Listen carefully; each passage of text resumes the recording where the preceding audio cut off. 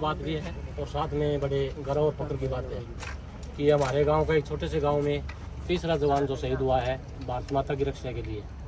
तो एक छोटे से गांव के अंदर तीन शहीद होना आप देख रहे हैं, शहीद स्मारक में खड़े हैं। पहला शहीद हमारा शहीद सरमन कुमार है, 2002 के अंदर वो शहीद हुए थे, कीर्ति चक्र है। उसके बाद में 2022 के अंदर सोमवीर डुकिया, वो भी 2022 में शहीद हुए थे, और अब 2025 में, और तीनों ही शहीद डुकिया परिवार से है। बड़े गर्व की बात हमारे गांव के लिए और कि देश के लिए इस गांव का नाम रोशन उन्होंने किया है।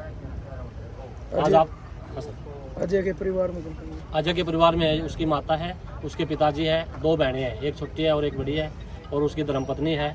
एक लड़की है जो 22 तारीख को ही 1 वर्ष की हुई थी, और 22 को ही उसका जन्मदिन वहीं पे बनाया था। फैमिली साथ में थी जहाँ शहीद हुए हैं अजय वहाँ पे। सरपंच साहब मैं बात करूँ आपका गांव की, आपका गांव छोटा गांव है और लगभग 40 से ऊपर जो युवा साथी है जो देश की रक्षा करने लग रहे हैं। जी 40 से भी ज़्यादा है। अगर मैं रिटायरमेंट वालों को साथ में लगाए तो 25 से 26 तो जवान अभी है जो एट ए टाइम देश की रक्षा कर रहे हैं और काफ़ी सेवानिवृत्त होकर आ गए हैं। तो ये एक गाँव है, सैनिकों का गाँव है, और अब तो ये एक शहीदों का गाँव हो गया।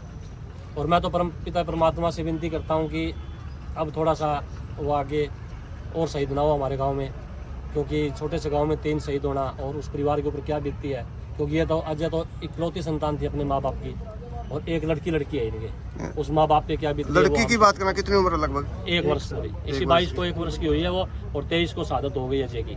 अजय सिंह किस फोर्स में सेवाएं दे रहे थे? BRO के अंदर थे जी, वो बॉर्डर रोड ऑर्गेनाइजेशन होती है, उसके अंदर वो सेवाएं दे रहे थे, और सिक्किम बॉर्डर के ऊपर सिलीगुड़ी में। कितने साल हो गए? ये 2019 के अंदर भर्ती हुए थे, मार्च 2019 में। इनको 6 साल की सेवाएं हो चुकी है इनकी। शादी कब हुई थी? शादी भी उनकी हुई थी सर लगभग 2019-20 में। शादी के बाद लगे सुनने में है। हाँ जी, शादी के बाद लगे है नौकरी? ना पहले लगा था, शादी बाद में हुई है। 2022 में स्मारक पंचायत ग्राम पंचायत की तरफ से बनाया है, सरकार की तरफ से? ऐसा है जी, मिला जुला इसमें सबका योगदान है। जैसे कि 4 दीवारी निकली है, वो माननीय पीछे जो मंत्री थे, राज्य मंत्री अनूप जी, उनके द्वारा से, और जो ये स्ट्रक्चर आपको दिखाई दे रहा है ये ग्राम पंचायत ने, और सबसे ज़्यादा सहयोग दिया है ब्लॉक समिति ने। अच्छा, ब्लॉक समिति अग्रवाल ने। मैं दिल से ब्लॉक समिति चेयरमैन और ब्लॉक समिति के 20 सदस्यों का दिल से उनका हार्दिक आभार करता हूं कि मेरे गांव का बजट बिल्कुल कम है, 20 से 25 लाख रुपए पूरी सालाना है। हम एक स्मारक तो 5 साल की योजना में पूरा नहीं करवाते, लेकिन जो ब्लॉक समिति ने सहयोग दिया है, मेरे गाँव कनौज से जुड़ा हुआ है ब्लॉक समिति में, क्योंकि गाँव का तो मेंबर है ही नहीं, क्योंकि 1000 वोटों की संख्या का गांव है, और जबकि ब्लॉक समिति के लिए कम से कम 3000 वोट चाहिए।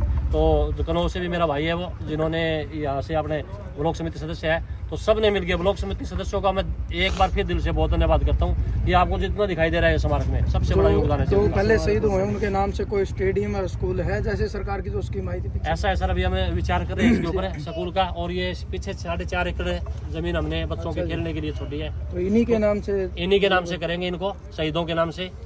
और क्योंकि इसकी 4 दीवारी का ग्रांट जैसे ही सरकार हमें दे देगी ना, उसके बाद में इसको कंप्लीट करके शहीदों के नाम से ही इसका ग्राउंड का और स्कूल का नाम शहीदों से करेंगे।